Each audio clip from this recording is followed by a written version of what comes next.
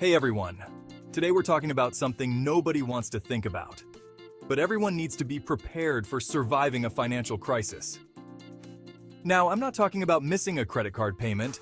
I'm talking about a full-blown economic meltdown. Think stock market crashes, bank failures, soaring unemployment, the works. A financial crisis is like a Category 5 hurricane ripping through the economy. It can be scary, but just like with a hurricane, being prepared can make all the difference. And look, I'm not saying a financial collapse is inevitable, but let's be real. They've happened before, and they can happen again.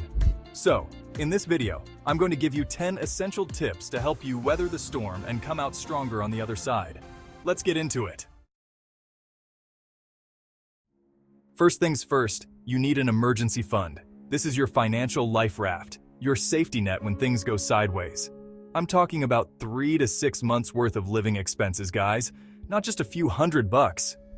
Think about it. If you lose your job or your hours get cut, you've got rent or mortgage payments, utilities, groceries, all that stuff still needs to get paid. Having a solid emergency fund means you can cover those expenses without going into debt while you get back on your feet. Now, I know saving can be tough, but trust me, it's a lot easier to save a little bit each month than it is to scramble for cash when you're already stressed. Set up automatic transfers to your savings account, even if it's just $50 a week to start. You'll be amazed how quickly it adds up. Remember, your emergency fund is there to provide peace of mind. Knowing you have a financial cushion can make all the difference when the unexpected happens. Next up, let's talk about debt. Look, debt is like an anchor tied to your leg when a financial crisis hits. It can drag you down and make it nearly impossible to stay afloat. So, how do you get rid of it? Well, there are two main methods, the snowball method and the avalanche method. The snowball method focuses on paying off your smallest debts first to build momentum, while the avalanche method targets the debts with the highest interest rates. Personally, I'm a fan of the avalanche method because it saves you the most money in the long run. But hey, find what works for you. The important thing is to have a plan and stick to it. And here's a pro tip. Consider negotiating with your creditors. You might be surprised how often they're willing to lower interest rates or work out a payment plan. The key is to ask. Now, let's talk about diversifying your income streams. Relying on a single source of income is risky, especially during a financial crisis. Imagine if your job is suddenly gone. What then? That's why it's crucial to have multiple income streams. This could be anything from a side hustle like driving for Uber, or delivering food to starting an online business or freelancing your skills. The key is to create additional sources of income that can help you weather the storm if one dries up. Think about what skills or passions you have that you could monetize.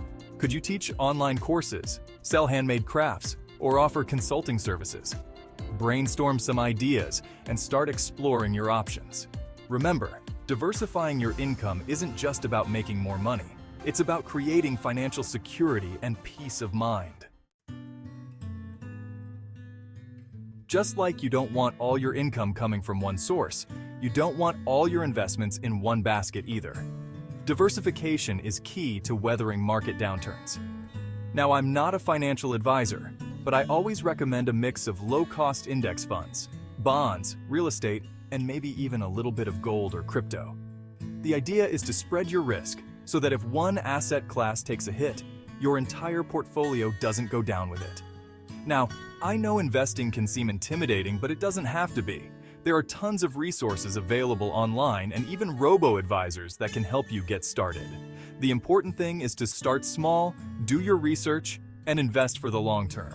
Remember, time in the market is better than timing the market. You can't manage what you don't track, right? That's where budgeting comes in. It's not about depriving yourself. It's about knowing where your money is going so you can make informed decisions.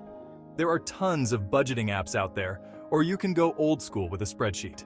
The key is to find a system that works for you and stick to it. Start by tracking your spending for a month or two to get a clear picture of where your money is going. Then, set realistic spending limits for each category and look for areas where you can cut back. Remember, every dollar you save is a dollar you can put towards your emergency fund, paying down debt or investing for the future. Look, times get tough, and there's no shame in asking for help.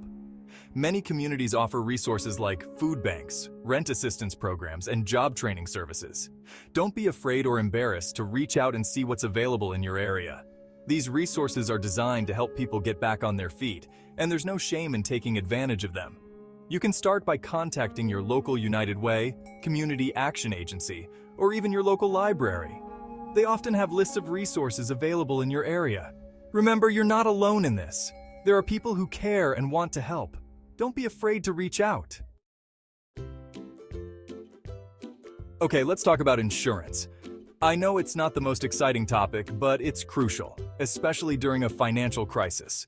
We're talking health insurance, car insurance, renters or homeowners insurance, and even life insurance if you have dependents. Having the right insurance coverage can mean the difference between weathering a financial storm and being completely wiped out. Make sure you have adequate coverage for your needs and that your policies are up to date. And don't be afraid to shop around for better rates. Remember, insurance is all about protecting yourself and your loved ones from financial ruin in case of an unexpected event.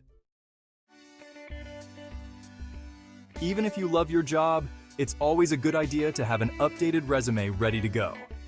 You never know when you might need to start looking for new opportunities.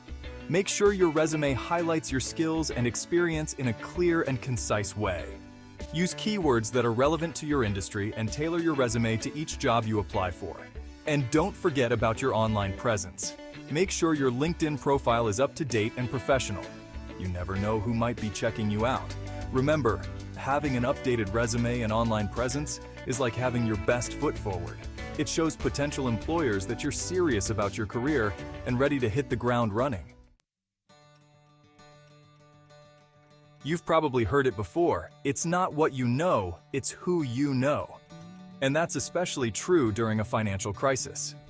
Networking can open doors to new opportunities, whether it's finding a new job, getting a business loan, or simply getting advice from someone who's been there.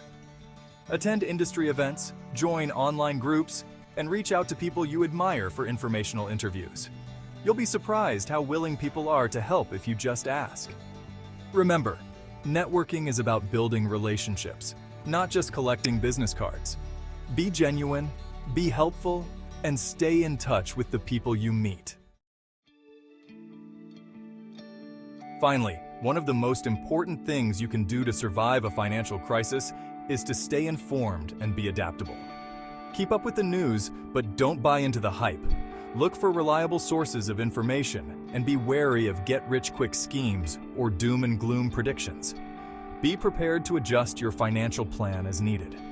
If you lose your job, you might need to cut back on spending or find new sources of income. The key is to stay calm, be resourceful, and don't be afraid to ask for help when you need it. Remember, financial crises are temporary, and with the right mindset and preparation, you can come out stronger on the other side. So there you have it, guys. 10 essential tips to help you not just survive, but thrive during a financial crisis. Remember, it's not about living in fear. It's about being prepared and taking control of your financial future.